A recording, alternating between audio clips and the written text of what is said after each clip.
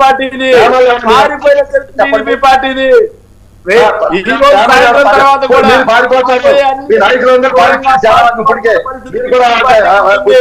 అందులో ఎలాంటి లేదు అని చెప్పి 5 సంవత్సరాలు తొందరపడితే ముందు ముసల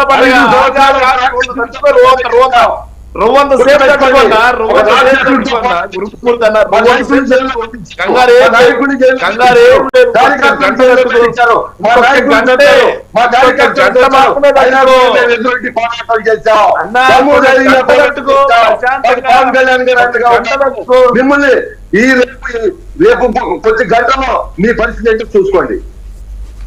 అదే నేను చెప్తున్నా, రోజు తట్టుకో, 2-3 గంటలు తట్టుకో.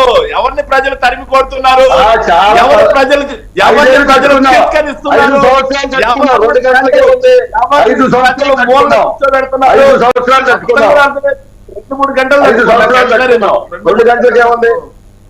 మనం ఎట్లాగే ఉన్నాయి 5 సంవత్సరాలు 2-3 గంటలు తట్టుకున్నా. ఇన్ని రోజులు తట్టుకున్నావు, 2-3 గంటలు తట్టుకోరాదట.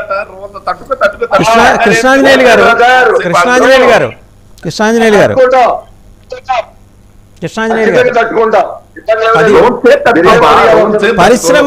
పరిశ్రమలు గ్రౌండ్ అయినాయి అని చెప్తున్నారు ఎవరు, మన శేఖర్ రెడ్డి గారు. నిజంగా గ్రౌండ్ అయ్యి అంత చేటు డెవలప్మెంట్ అయిపోయిందండి ఆంధ్రప్రదేశ్ లో? నేను మీ సంగతి కాదండి, వాళ్ళ సంగతి చెప్తున్నా, వైసీపీ సంగతి చెప్తున్నా. వైసీపీ వాళ్ళు పరిశ్రమలు గ్రౌండ్ అయ్యి అన్నారు కదా. కృష్ణాంజనేయులు గారు మీరు చూసారా? మీరు ఆంధ్రప్రదేశ్లోనే ఉంటారు కదా.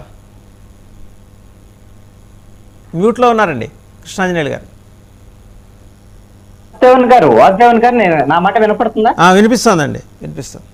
ఇక్కడ ఓకదంపుడు ఉపన్యాసం అనేటువంటి మాటకి కూటమికి సంబంధించిన ముగ్గురు మెంబర్స్ అట్టయ్యారు. నేనేమంటానంటే, ఆంధ్రప్రదేశ్ కు సంబంధించినటువంటి అంశాల మీద 4 ఏళ్ళ నుంచి చర్చిస్తున్నాం, రిజల్ట్ వస్తున్నాయి కదా, వద్దులే.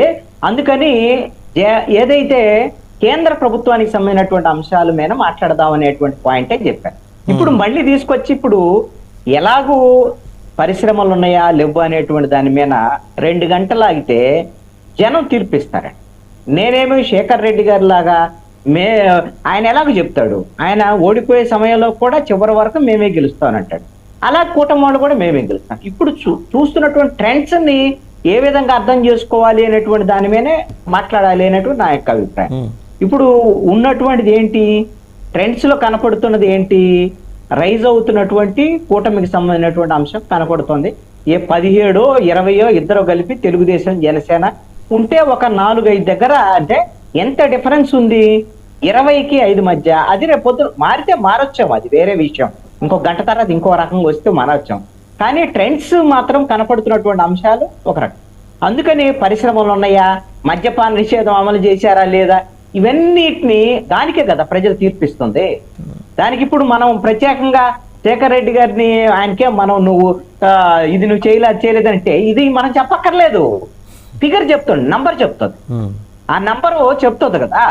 అందుకని ఇప్పుడు మనం దాని గురించి చర్చించుకోవడం కన్నా కూడా నా అభిప్రాయం అయితే ఇప్పుడు వాళ్ళ అభ్యర్థుల విషయం, ఎంపీలు ట్రెండ్ కూటమికే ఉంది ఆంధ్రప్రదేశ్ కి సంబంధించినటువంటి దాంట్లో. ఏది ఈ గంటకి సంబంధించినటువంటి అసెంబ్లీలు కూడా అంతే ఉన్నటువంటి పరిస్థితి ఉంది కదా.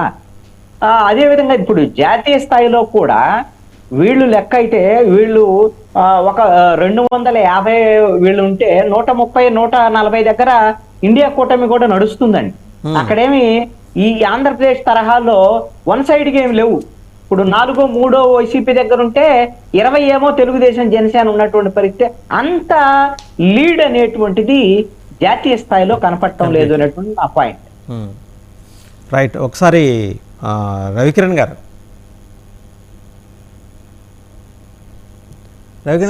అన్మ్యూట్ చేసుకోండి. వాసుదేవన్ గారు వినిపిస్తుంది. రజనీ గారు చెప్పారు. రజనీ గారు సార్ నాకు ఇంకొకటి ప్యానల్ ఉంది సార్. నేను ఒక చిన్న విషయం మీరు మాట్లాడండి సార్. వినపడుతుందా? మీరు మాట్లాడండి రజనీ గారు. సార్ నేను ఇప్పుడు యాక్చువల్లీ మనకి ఎంతో ఇష్టమైన పల్నాడు ఏరియా నర్సరావుపేటలో ఉన్నానండి. దారి పొడుగున చెక్ పోస్టులు ఉన్నాయి, చాలా ప్రశాంతంగా ఉంది. ఒక రాయి కాదు కదా, ఒక మనిషి కిందకి వంగితే కూడా అరెస్ట్ చేసే పరిస్థితి నెలకొనింది. సో చాలా సంతోషంగా ఉంది సార్. నేను పుట్టి పెరిగిన ఏరియా అంతా కొట్టుకు చచ్చిపోతుండే, రక్త